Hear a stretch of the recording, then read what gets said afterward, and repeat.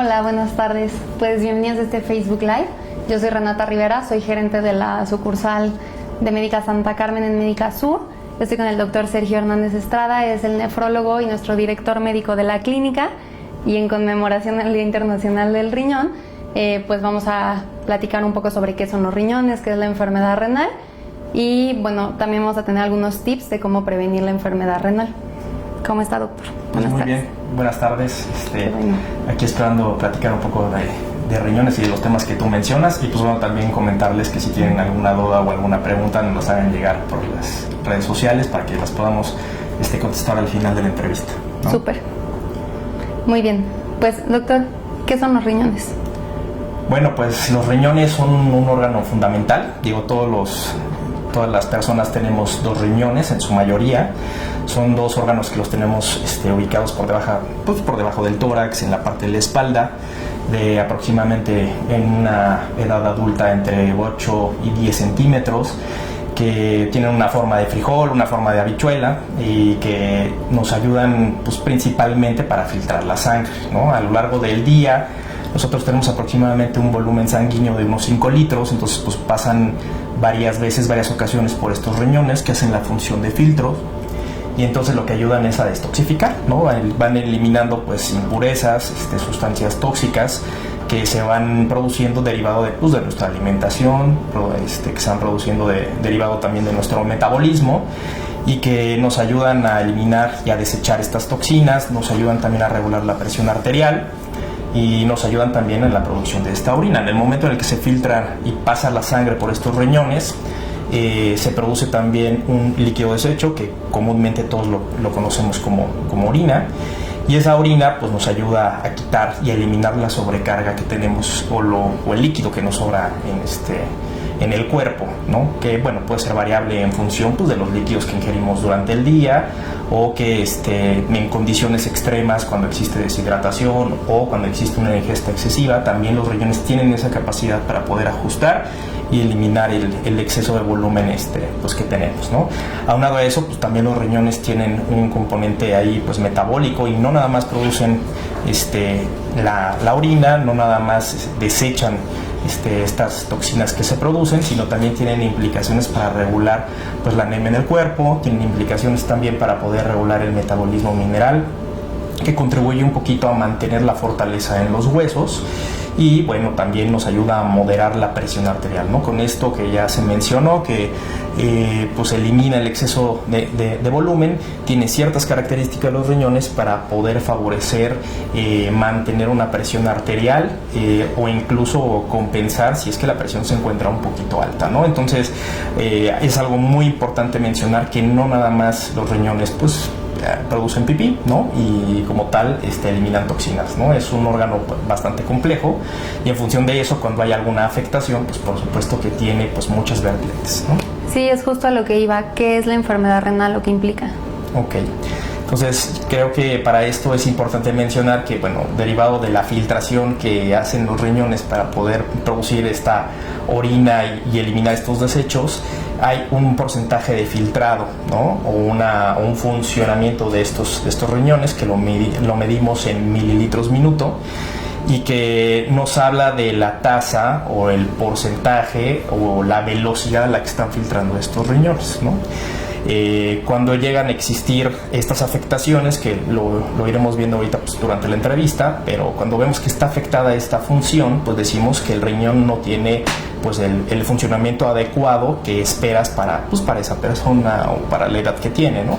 Entonces ahí estamos hablando de que hay una afección, y que si esto se perpetúa durante el tiempo, puede haber ya como tal una enfermedad, una condición donde ya el riñón está teniendo algunas alteraciones, ¿no? Obviamente puede haber grados, ¿no? Hay grados y alteraciones en el riñón, o lesiones en el riñón, que pueden ser transitorias, que eso lo catalogamos como una lesión renal aguda, que ocurre en muchas ocasiones ante una injuria, un daño, alguna deshidratación, o incluso en un entorno hospitalario, Y por otro lado existen estas lesiones que, aunado a algunos factores de riesgo, durante el tiempo, y digamos que después de 3 meses, de acuerdo a clasificaciones internacionales, pues entonces ya se pone de manifiesto una enfermedad un poco más crónica o más persistente, ¿no? Entonces hay alteraciones agudas y crónicas, pero al final alteraciones que nos hablan de enfermedad renal, ¿no? ¿Y cuáles son las causas más comunes para la enfermedad renal? Bueno, las causas más comunes en un entorno agudo pues pueden estar relacionadas a entornos de deshidratación, a abuso de algunos medicamentos, pueden estar relacionadas a algunas inflamaciones en el riñón como tal, que pueden ser derivados de algunas infecciones, algunas alergias, puede haber algunas otras condiciones pues más persistentes, ¿no? Si por ejemplo tenemos una persona que en ese sentido pues tiene hipertensión, diabetes o alguna enfermedad o alguna comorbilidad pues de más largo tiempo, pues eso puede ir afectando la estructura del riñón, ¿no? Y entonces ahí pues ya se puede poner como tal de manifiesto pues la enfermedad renal como tal, ¿no? Ahí puntualizar un poco que bueno, en ese contexto las enfermedades crónicas pues nos dan una alta prevalencia de enfermedad renal, ¿no? Y hoy en día aquí en nuestro país pues cerca del 80% están relacionadas a diabetes y a hipertensión, ¿no? Sí. Digamos que las menos comunes serían pues obviamente las inflamaciones en los riñones, sería la exposición a tóxicos, el abuso de medicamentos, piedras en el riñón o litiasis renal como tal, que también son causa de afección en el riñón, ¿no? ¿Cualquier persona puede padecer enfermedad renal? Digamos que hay algunas condiciones que pueden predisponer a algunas personas. Si de nacimiento se tiene alguna alteración en el riñón, si existen riñones pequeños como tal, si hay personas que llegan incluso a nacer con un riñón y ese riñón es pequeñito, pues también puede sacrificar de alguna manera pues el tejido que originalmente sería pues adecuado para poder establecer toda la función. Entonces algún problema de nacimiento, alguna alteración en la vía urinaria, ¿no? Y alguna condición a lo mejor en la cual pues, los riñones se encuentren pequeñitos, sí puede hacer que personas más pequeñas, niños o en edad más temprana empiecen a manifestar enfermedad renal como tal, ¿no? Si tenemos una condición pues de estabilidad más adelante durante la vida, si existen algunos factores de riesgo o algunas condiciones metabólicas que están agrediendo de manera continua nuestros riñones, por supuesto que pues bueno, más adelante, ¿no? Cuarta, quinta década de la vida, pues pueden llegar a presentarse ya una enfermedad renal, ¿no? No necesariamente en edades tempranas, ¿no? Entonces, digamos que existen unos factores de riesgo bien identificados que si se presentan en ciertas detecciones, pues sí nos dan un mayor riesgo de presentar enfermedad renal, ¿no? ¿Y cuáles son las vías de tratamiento de la enfermedad renal crónica? O sea, una vez que ya se vuelve crónica. Ok, aquí creo que es importante pues retomar que cuando hoy en día se habla, pues como lo mencionamos ahorita, de los eventos agudos o de la lesión renal aguda como tal, y también tenemos el entorno de enfermedad renal crónica, ¿no? Esta enfermedad renal crónica pues puede llegar a presentarse en etapas un poco más tardías. Sin embargo, si después de 3 meses nosotros evidenciamos que hay factores de riesgo que se presentan muy puntuales, por ejemplo, que empieza a existir pues alteraciones en la presión arterial o algún paciente que, por ejemplo, alguna persona que tenga, no se conozca con hipertensión, pero que tenga cifras de presión altas, que tenga descontrol en su glucosa o que tenga alguna condición de riesgo y que vemos que existe afectación ya en la filtración de estos riñones y que esto se perpetúa ya por más de 3 meses, ahí estamos hablando ya de un entorno de enfermedad renal crónica. Y entonces ahí lo que hacemos es estadificar los grados de enfermedad renal crónica que tenemos, ¿no? ¿Cuántos puede grados? Tenemos, pues de acuerdo a las guías internacionales, tenemos 5 grados de enfermedad renal, que de manera muy sencilla podemos tenerlo como la enfermedad leve y la enfermedad pues más avanzada, ¿no? Que ya ahorita seguramente lo hablaremos, ya requiere una terapia de soporte o de apoyo a esos riñones.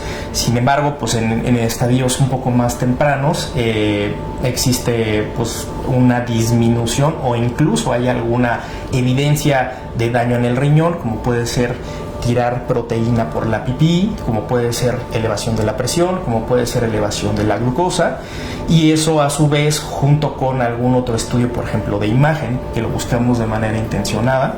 Si vemos que un ultrasonido de hay algunos cambios o algún estudio de imagen como una tomografía y vemos que ya hay como cambios de cronicidad, cambios incipientes donde se altera ya la forma normal o natural del riñón, ya podemos decir que hay enfermedad renal pues, crónica, ¿no? Uh-huh. Ok, y una vez que tenemos una enfermedad renal crónica, la estadificamos y vemos que ya está en una etapa terminal, ¿cuáles son las opciones de tratamiento de esa persona? Pues las opciones de tratamiento van en función de la estadificación.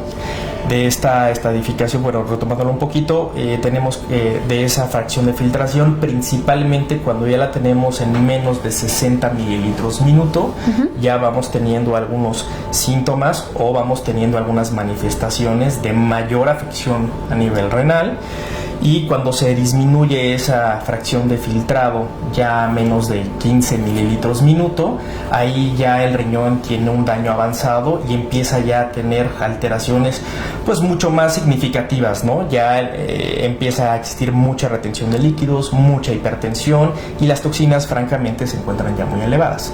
Entonces ahí es cuando empezamos a hablar en temas de diálisis, ¿no? Esto es una estrategia de soporte para el riñón que nos ayuda precisamente a eliminar toxinas y a eliminar desechos. De aquí tenemos pues, dos opciones, tenemos diálisis peritoneal y tenemos hemodiálisis y también tenemos el trasplante renal, ¿no? Tenemos estas tres estrategias, de terapia de soporte, las cuales entre ellas tienen pues, sus indicaciones pues, muy específicas de acuerdo al perfil del paciente también. Diálisis peritoneal pues implica hablar pues, de colocar un catéter en el abdomen del paciente y meter líquido con una bolsa pues estéril con cierta composición, que se mete ese líquido a la cavidad abdominal, se queda un periodo de tiempo en el abdomen y después de ese periodo de tiempo se saca ese líquido y adentro ese líquido tiene la capacidad de hacer un intercambio para poder eliminar estas toxinas y para poder eliminar el exceso de líquido, ¿no?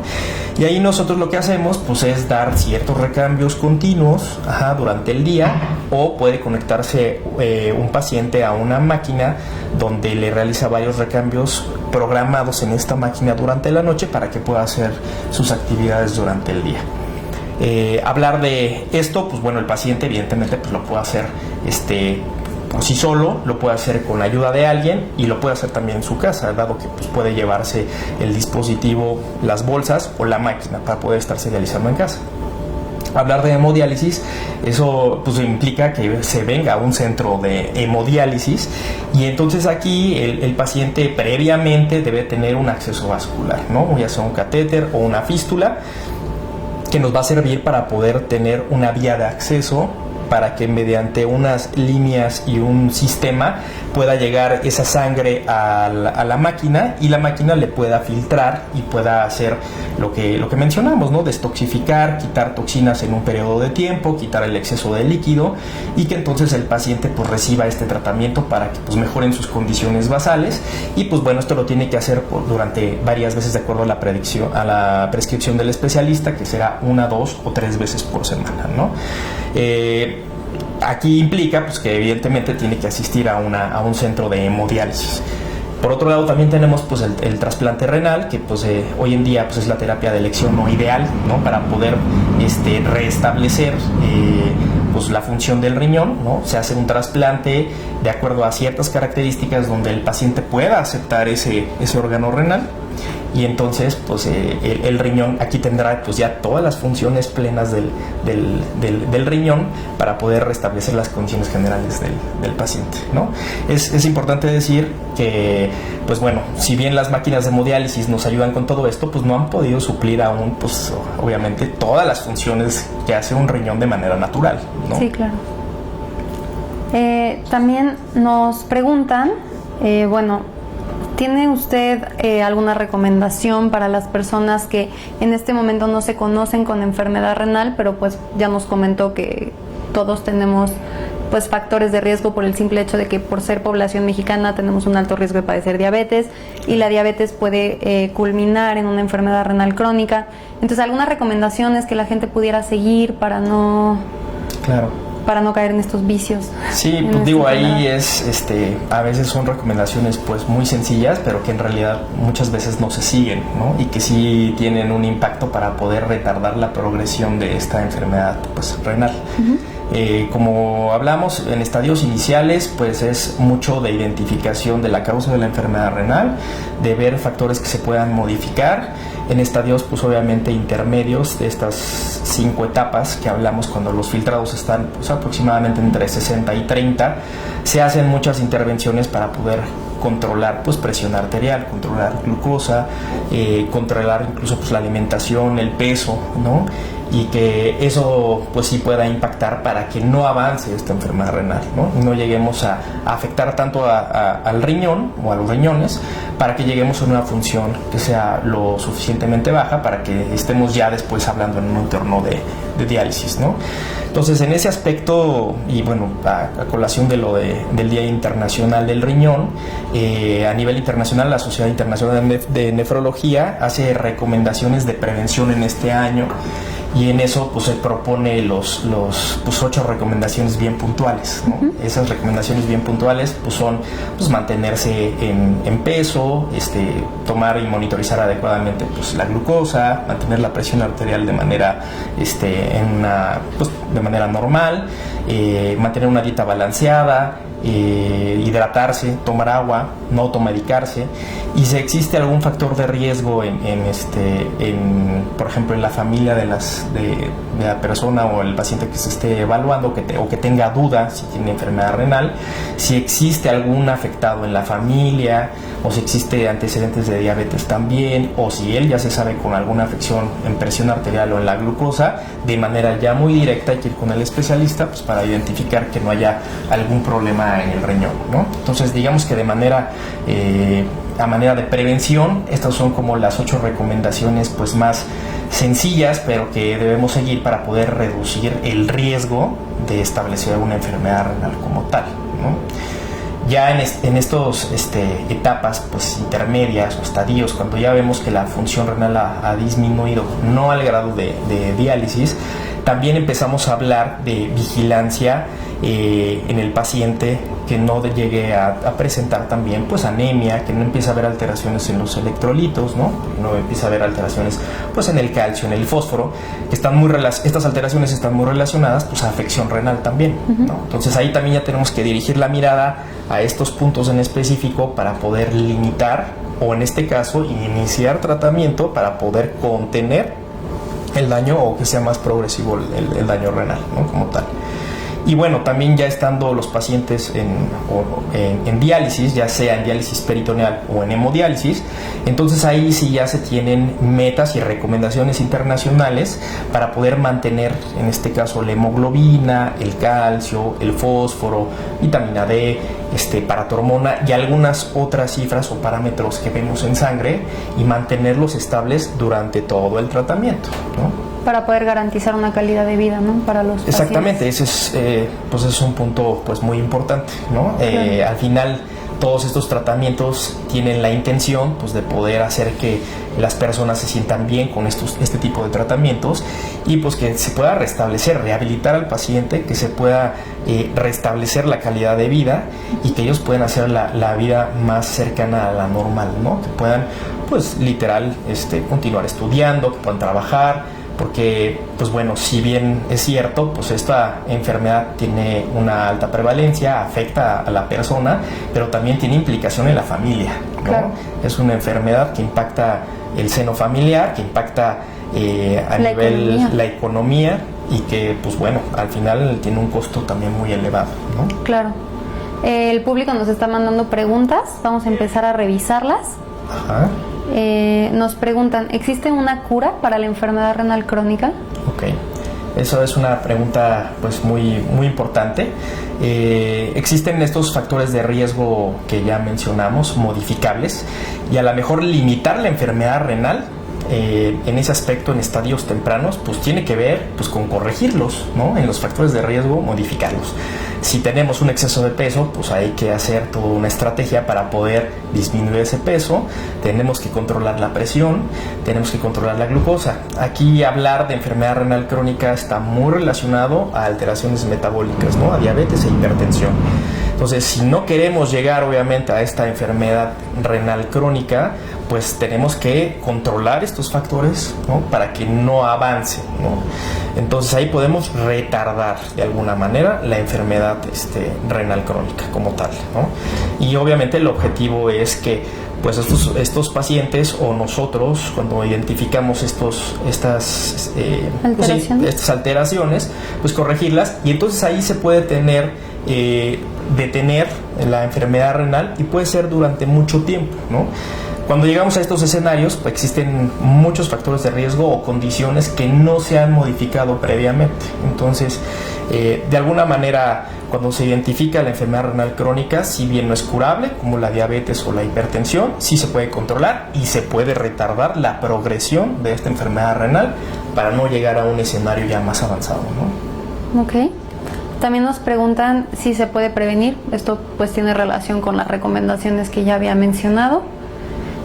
También nos preguntan qué hábitos o estilos de vida debe de tener una persona con enfermedad renal ya declarada.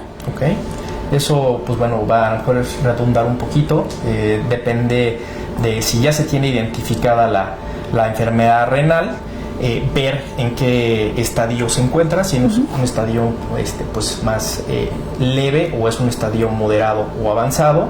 Dependiendo de eso, pues son las recomendaciones para poder frenar o incluso corregir o mejorar también la función del riñón, ¿no?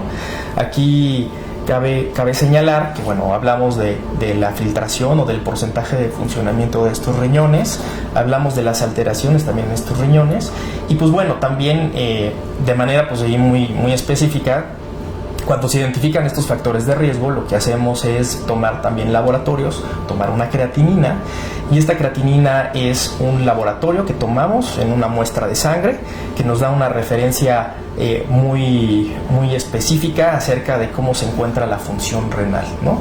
Y hay algunos otros estudios que hacemos, como depuración también de creatinina o algunos otros métodos para poder estimar la función renal, y entonces hacer de manera pues más exacta la etapa en la que se encuentran los pacientes de afección en el riñón o de enfermedad renal crónica como tal, ¿no? También nos preguntan si se puede heredar la enfermedad renal.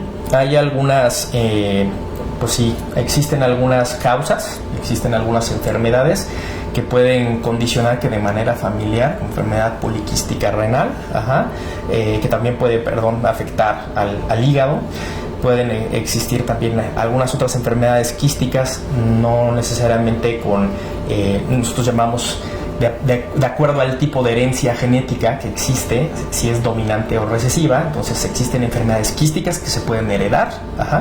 Existen también algunas condiciones que pueden provocar piedras en el riñón, litiasis, y que muchas de ellas pueden tener algunos factores pues familiares y que pueden incidir incluso de manera pues endémica, ¿no? Dependiendo la región donde se viva, dependiendo pues los factores que se tengan, si están expuestos a altas temperaturas, si no hay una adecuada hidratación, pues también a lo mejor no necesariamente familiarmente, pero sí en la zona donde uno vive, pues sí puede hacer que tengamos ese factor de riesgo para desarrollar enfermedad renal a expensas, por ejemplo, en este caso, pues de piedra o de litiasis, ¿no? Entonces sí existen algunas condiciones que pueden hacer que se herede la enfermedad renal, ¿no? O poner en riesgo a la función renal.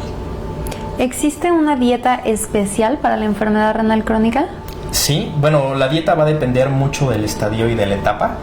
Conforme se va avanzando en el daño renal o tenemos una fracción de filtrado más deteriorada o mucho menor, nos podemos, las recomendaciones son un poquito más específicas, incluso hasta estrictas, ¿no? En el contexto de poder limitar la ingesta de proteínas, ¿no? Entonces ahí hacemos dietas para poder restringir potenciales toxinas que se pueden elevar, ya que los riñones no están funcionando adecuadamente, ¿no? Entonces limitamos mucho la ingesta de fósforo, limitamos también la ingesta de alimentos que pueden tener mucho potasio y obviamente también pues la que tiene muchas proteínas, ¿no? Claro. Y porque eso al final los puede llevar a un escenario de riesgo para poder entonces tener una indicación formal para poder iniciar diálisis, ¿no? Entonces, cada vez que la enfermedad se pone un poquito más delicada, entonces las restricciones son mucho más estrictas en esos aspectos, ¿no? En los estados, a lo mejor en los estadios un poco más tempranos, las restricciones tienen que ver pues condiciones de salud general, ¿no? Mantenerse en peso, tener una dieta balanceada, no abusar de los carbohidratos, tener una ingesta pues normal o basal de proteínas y tener una hidratación pues adecuada para que el cuerpo pues no tenga un entorno de riesgo, ¿no? Claro. Ok, también me preguntan si todos los pacientes que padecen diabetes tienen enfermedad renal. Ajá. La mayoría de los pacientes tienen una condición de riesgo y sí, después de algunos años, este riesgo se puede incrementar para que desarrollen una enfermedad renal crónica, ¿no? Nosotros la etiquetamos y la mencionamos como nefropatía diabética y esta se puede presentar pues, a lo largo de los años, principalmente entre 15 o 20 años en la diabetes tipo 2. En los diabéticos tipo 1 se puede encontrar ya afección renal en una etapa, en años más tempranos, a lo mejor unos 10 o 15 años, donde ya puede haber afección o algunos datos incipientes ya de daño. Y la manera de identificarlo en pacientes ya con diabetes, en afecciones o sin que exista ya un daño mucho más avanzado en el riñón, es viendo la cantidad de proteína que se tiene en la orina, ¿no? Okay. Aquí también es importante decir que bueno, gran parte de esta proteína en la orina es albúmina. Entonces esta albuminuria o esta pérdida no intencionada de albúmina por la orina es un marcador muy importante de predicción de que va a ir avanzando la enfermedad renal. Por eso es que hacemos mucho énfasis en la detección temprana de factores de riesgo, ver alteraciones en la glucosa y ver si existe albuminuria en la orina. Eso sí nos está hablando de que ya hay un entorno de riesgo en el riñón y nos pone ahí como el semáforo amarillo para poder intervenir y corregir lo que sea modificable, ¿no? También nos pregunta una persona del público, si tengo diabetes, ¿es fácil saber si tengo algún daño en los riñones? Con estas pruebas que podemos hacer con la atención médica de primer contacto, podemos saber si hay algo que modificar y si ya tiene riesgo de desarrollar nefropatía asociada a la diabetes, ¿no? En este caso, pues sí ver en una muestra de orina si existe albuminuria o está perdiendo proteína por la orina, si su presión está descontrolada y evidentemente si su glucosa en el contexto de la diabetes pues no se encuentra controlada, ¿no? Ahí todos los pacientes con diabetes deben tener un seguimiento estrecho para un control adecuado de su glucosa. Si este control no existe, hay un riesgo elevado de que ese deterioro en la diabetes o ese descontrol en la diabetes más adelante pues sí pueda afectar la función renal como tal, ¿no? Ok. ¿Cuáles son los primeros síntomas de una enfermedad renal y cómo saben que tienen que acudir con un especialista? Ok. En estadios tempranos, muchas ocasiones la enfermedad puede cursar asintomática, ¿no? Existe en muchas situaciones, o en la consulta en el día a día, cuando hay gente que en realidad no ha tenido mayores síntomas o manifestaciones importantes y sin embargo en un examen de detección se puede evidenciar que tiene la creatinina elevada o que tiene alguna alteración en la orina o que tiene algún otro problema o factor de riesgo, ¿no? Más adelante pues sí pueden existir algunas otras alteraciones, ¿no? Ok, perfecto. También nos preguntan en qué consiste el tratamiento de hemodiálisis. Ajá. La hemodiálisis, pues también ya lo habíamos mencionado, implica que el paciente ya una vez que se tiene pleno conocimiento de que necesita empezar terapia de soporte renal, o sea que necesita ya ayuda de una máquina para poder limpiar, quitar toxinas, quitar el exceso de líquido en el cuerpo, entonces se planea con el especialista que se tenga un acceso vascular para poder tener salida de sangre, ¿no? Okay. En ese aspecto pues se puede tener un catéter que se puede colocar en alguna de las venas del cuello o se puede en una vena del cuello, que también se puede hacer o tunelizar o poner por debajo de la piel para que sea mucho más cómodo.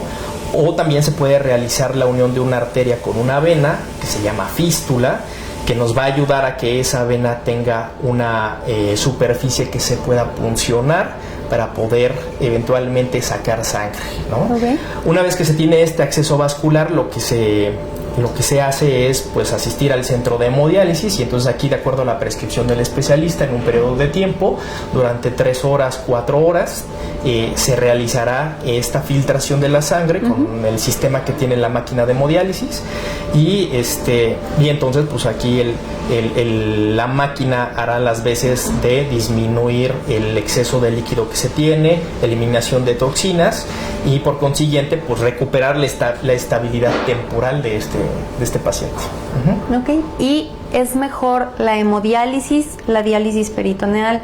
¿Cómo sabemos qué tratamiento le tocaría a ese paciente o cuál es la recomendación, cuál tratamiento es mejor? Sí, aquí es importante puntualizar que una no es mejor que la otra. Okay. O sea, en realidad hay muy buenos resultados en diálisis peritoneal y en hemodiálisis. Creo que esto se adecua más bien al perfil que tiene el paciente, ¿no? Hay pacientes que tienen enfermedad renal, que necesitan diálisis y que aún tienen o preservan la capacidad para orinar. Sin embargo, no pueden eliminar estas toxinas, ¿no? Entonces hay pacientes que ya no producen orina, hay pacientes que sí producen orina, y hay pacientes que también tienen alguna afección añadida a la enfermedad renal, como puede ser la enfermedad cardiovascular, ¿no?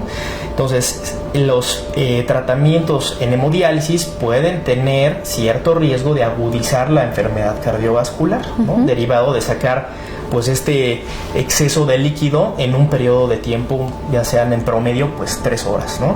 Entonces, si no tiene una red social el paciente que necesita dializarse, o por comunidad él prefiere venir a un centro de hemodiálisis, o no existe tanto riesgo cardiovascular, se puede plantear con el especialista y con la familia que venga al tratamiento al centro de hemodiálisis.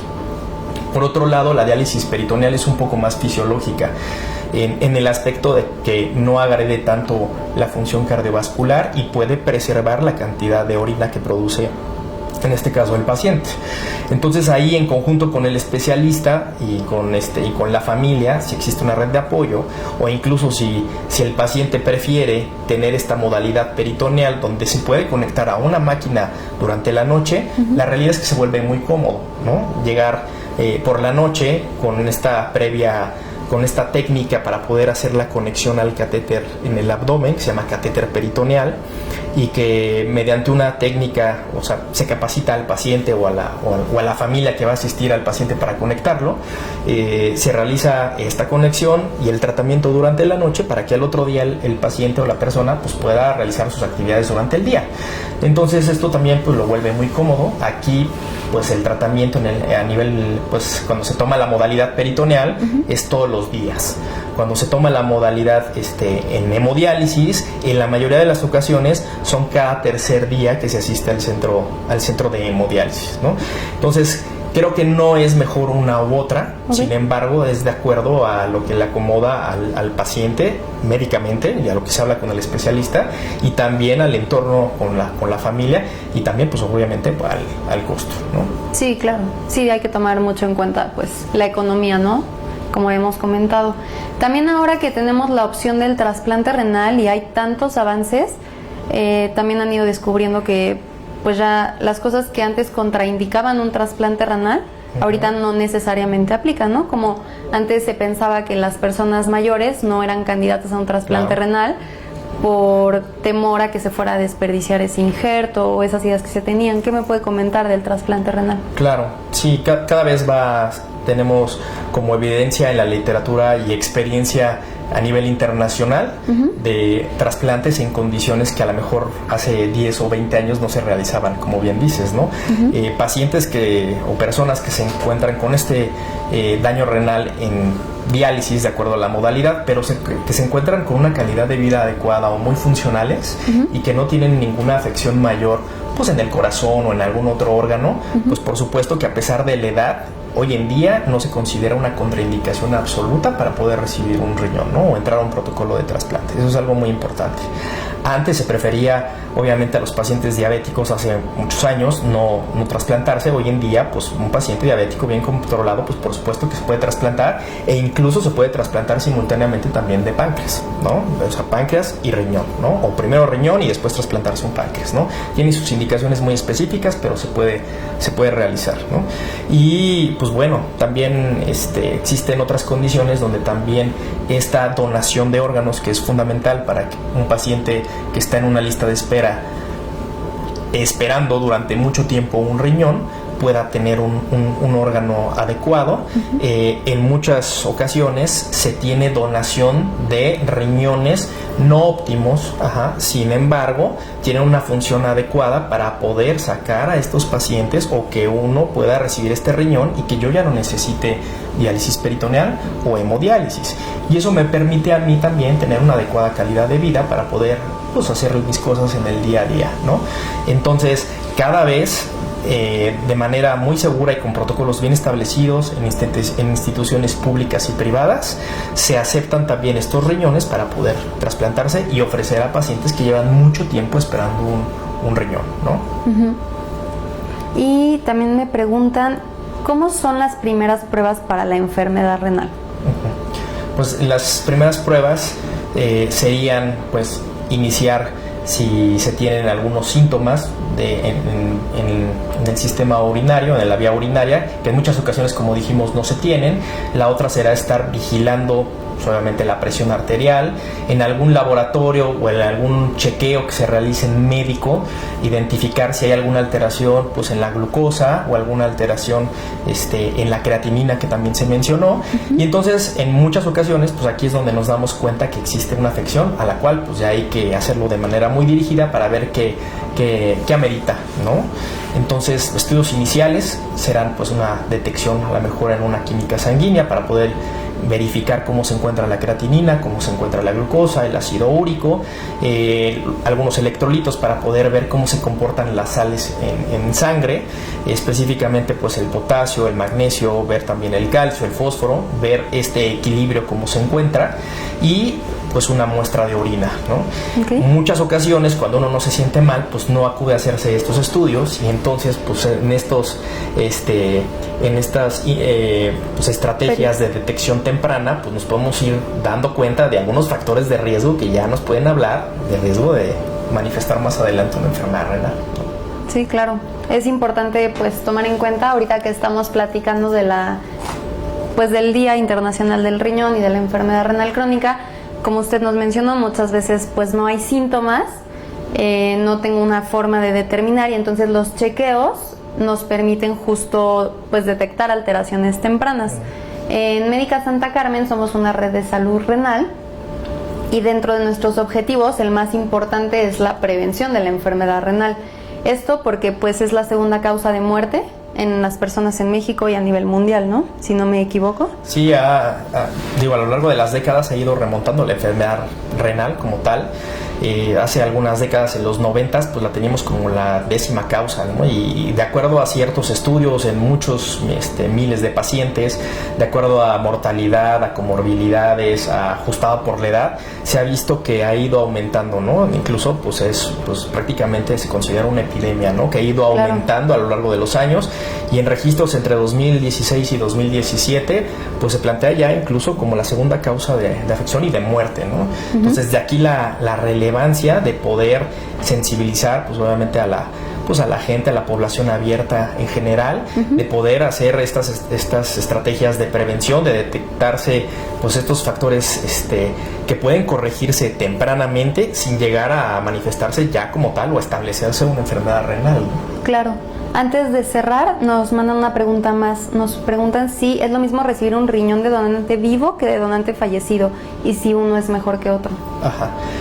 Va a depender mucho de las características del donante. ¿Sí? Obviamente las diferencias serán pues los tiempos en el cual este riñón está se extrae del donante. En el donante vivo, pues prácticamente es simultáneo la cirugía para poder quitar ese riñón del donante vivo, y en el lapso de prácticamente una hora o hora y media, de acuerdo a los tiempos, pues se implanta este riñón, y entonces pues el tiempo el cual ese riñón se encuentra en una solución, congelado en una solución de preservación, pues es menor en comparación a un donante, a un riñón que viene proveniente de un donante fallecido, ¿no? Claro. Estos riñones se procuran o se retiran del donante y se mantienen en frío, se mantienen de manera, una técnica estéril, y se pone solución de preservación hasta que se encuentra o se asigna a quién se le va a colocar ese riñón. Para esto pues pueden pasar horas, ¿no? 4, 8, 10 horas, dependiendo de los protocolos pues muy particulares, o hacia la distancia hacia donde se va a trasladar ese órgano,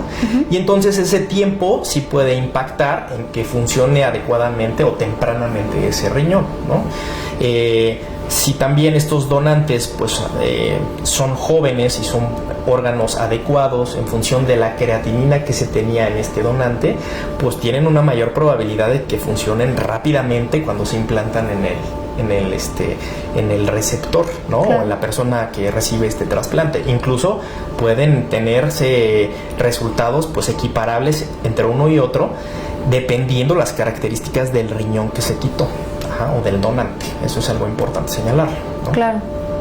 Bueno, pues para dar cierre a este programa, también es importante que con esto que habíamos mencionado, de estratificar factores de riesgo, de tomar pues conductas alimenticias adecuadas, el realizar ejercicio, el mantenerse bien hidratado, nosotros como Médica Santa Carmen todos los años lanzamos un programa que se titula Revisa tu riñón.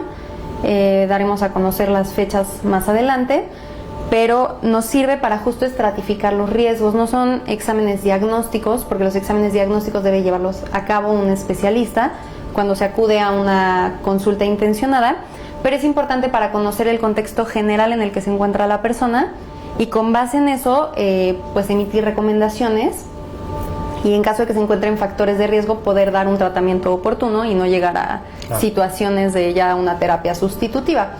Porque a colación de la pregunta que nos hicieron si se podía curar la enfermedad renal crónica, el trasplante el día de hoy no es curativo, es una terapia sustitutiva también, porque pues tiene una fecha de caducidad la mayoría de las veces, y pues el entorno ideal es la prevención. Nosotros pues somos Médica Santa Carmen, nos encontramos en Médica Sur, en la Torre 3, en la planta baja. Se pueden poner en contacto con nosotros al número 5424-7200, y denme un segundo, en el número 5524-7228. ¿Algo más que quiera agregar usted? No, nada más pues reforzar lo que ya se mencionó aquí, y esperar que pues bueno, todos obviamente tengan detección oportuna y corregir los factores de riesgo modificables, ¿no? Para poder disminuir la afección renal como tal. Claro.